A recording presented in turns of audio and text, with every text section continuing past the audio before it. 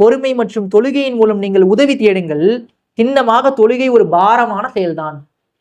அல்லாஹ் என்ன சொல்றான்? முஸ்லிம்களை பார்த்து சொல்றான், தொழுகை மற்றும் பொறுமையின் மூலம் உதவி தேடுங்கள். பொறுமைனா என்ன? பொறுமைனா என்ன? பொறுமைதான். பொறுமைனா என்ன? அதாவது எடுத்த முடிவுல உறுதியா இருக்கணும் ஒண்ணு. ரெண்டாவது அதை சகிச்சுக்கணும். ஒரிஜினல் பொறுமை என்ன தெரியுமா? அடிக்கிறான் ஒருத்தன், அவன் வலுவான ஒரு ஆளு, அவன் நம்மளை அடிக்கிறான், அடியை வாங்கிட்டு வர்றதுக்கு பேர் பொறுமை கிடையாது.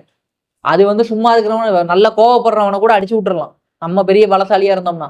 அதுக்கு பேர் பொறுமை. அடி வாங்கிட்டு வரவனுக்கு பேரு பொறுமை கிடையாது. அந்த பொறுமை கிடையாது.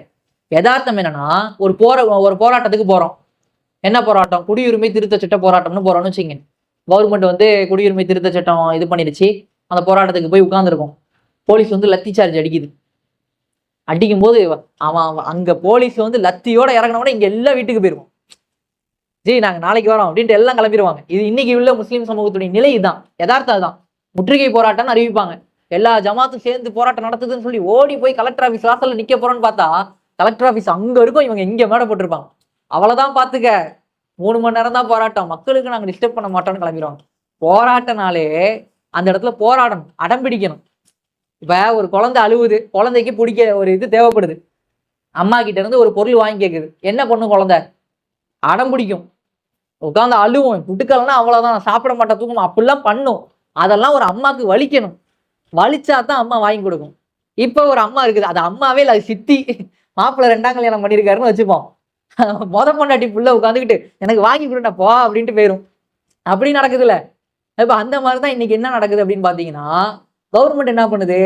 உண்மையிலேயே அடம் பிடிச்சி கேட்கணும். அடம் பிடிச்சி கேட்கறவனுக்கு கொடுக்கறது இல்லை. சரி, இவங்க என்ன பண்றாங்க?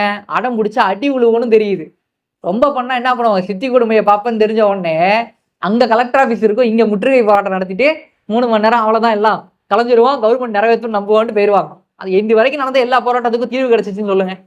விவசாயிகள் போராட்டம் நடந்திருக்கு. டெல்லியில இன்னைக்கும் முற்றுகையிட்ட எத்தனையோ விவசாயிகள் இருக்கிறாங்க. பஞ்சாபுக்காண்டி போராட்டங்கள் நடக்குது. எத்தனையோ போராட்டங்கள் இன்னைக்கும் நாடுகள்ல நடந்துகிட்டே தான் இருக்குது. எல்லா போராட்டங்களையும் தீர்வு கிடைச்சிச்சா? கிடைக்கல. தீர்வு கிடைக்குமா? தெரியல. அப்ப இந்த மாதிரியான சுச்சுவேஷன்ல தான் நம்ம வாழ்ந்துகிட்டு இருக்கோம். அப்ப அல்லாஹ் என்ன சொல்றான்? அந்த பொறுமை அப்படிங்கிறதுக்கான டெஃபினேஷன் என்னன்னா, கொண்ட கொள்கையில உறுதியா இருக்கணும். நீ தீர்வு தர வரைக்கும் நான் இடத்த விட்டு நவர மாட்டேன். லத்தி சார்ஜா அடிச்சுக்கோ. கடைசியா என்ன பண்ணுவான்? என் உயிரை பறிப்பியா? பறிச்சுக்கோ. அதுதான் என்கிட்டனா பரவாயில்ல, நான் அந்த இடத்துல உறுதியா இருப்பேங்கிற அந்த பொறுமை. அந்த பொறுமைக்கான உறுதி எப்ப கிடைக்கும்? தொழுகையின் மூலமா தான் கிடைக்கும்.